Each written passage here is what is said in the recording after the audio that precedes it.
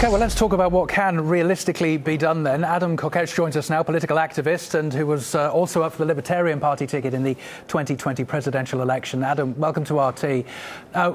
Whenever the likes of Facebook and the others are hauled before Congress, they get that very stern public finger wagging, nothing else. What do you think parents want lawmakers to do? I don't know. I can't help but laugh looking at this grandstanding in Congress. What do parents want Congress to do? They want them to raise their kids for them because they've convinced that parenting is hard and you shouldn't have to do it. You pay taxes. You can trust government. Congress looking at Facebook saying it's a problem with mental health or teen suicide is absurd. I mean, look at government schools. Are there any teen suicides that we see as a rash of problems among homeschoolers?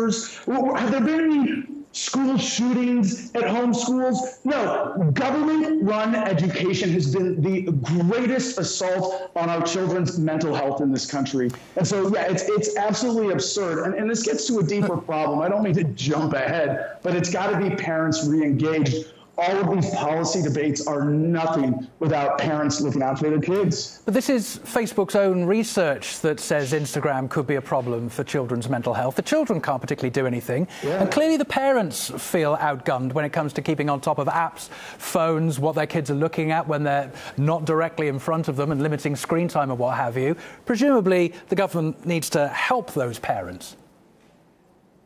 No, the government needs to stop hurting things. And if we look at the superficial, immediate problem, we will always have superficial, temporary solutions. And that's been the history of using government in the United States to deal with such issues with parenting. So no, it's a Band-Aid on a gaping wound if Congress is going to tweak policy to check Facebook's power. And again, if you look at how Facebook grew into the monstrosity that it is today, and it's not just kids' mental health, it's bad for adults' mental health too. I think I don't have to say this. I would hope the RT audience is smart enough that y'all aren't a bunch of Facebook heads succumbing to the emotional manipulation and the ads and the crap and the data gathering and selling your attention online. No, and we need to break out of the hamster wheel mentality that has parents feeling disempowered and like they have to turn to government to help them parent in the first place.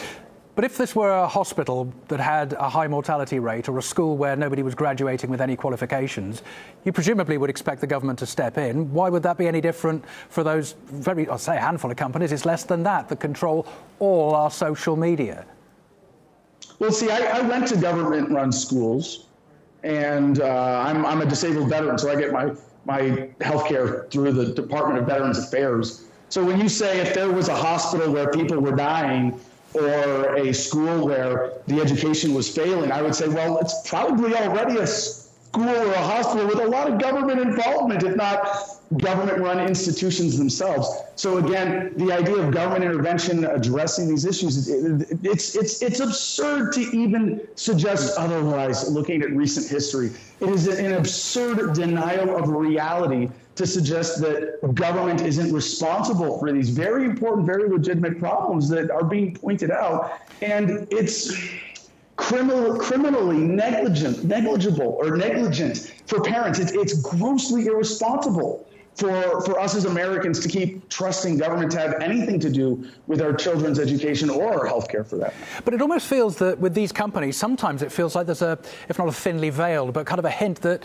they're almost crying out for a bit of guidance here, for a bit of help, because firms like this, by their nature, they're out to get eyeballs onto their apps, they're out to make profits, they're out to use the data. And you couldn't get Facebook saying, well, if we do it and Twitter doesn't, and if Instagram does it, then Snapchat won't. It's almost like collectively they're hinting, look, somebody help rein some of this in. So who should it be? How should it be if not regulation? Well, Colin, I'm glad that you raised the issue this way because it gives me the opportunity to destroy this absurd mythology of corporate regulation being something that checks corporate power as opposed to something that reinforces corporate oligopolies and monopolies. Corporations lobby for regulation because it limits competition. It makes it harder to compete with them. Why do you think corporations have lobbyists calling for regulation, calling for more laws all the time?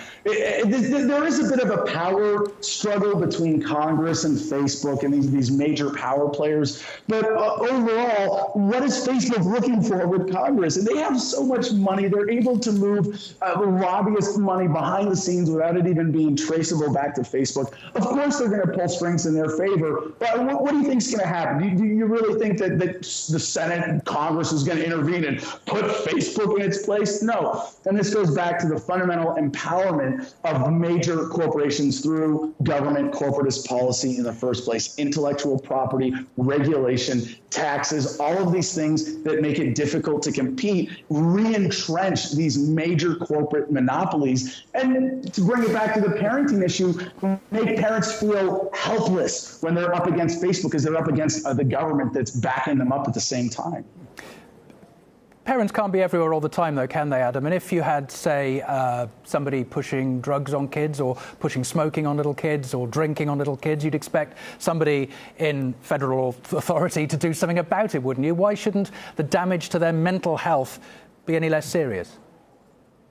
Well, I think that would be the worst possible outcome. I mean, we had a government declare war on drugs. What did we get? More drug use, more overdoses, more deaths, more irresponsible drug use. And we had a war on poverty. We got more poverty. We had a war on crime. We got more crime. If government goes and intervenes in these most fundamental issues of our lives, they're going to get worse. I mean, if the government, a lot of pro-life Americans want government to intervene on the abortion issue.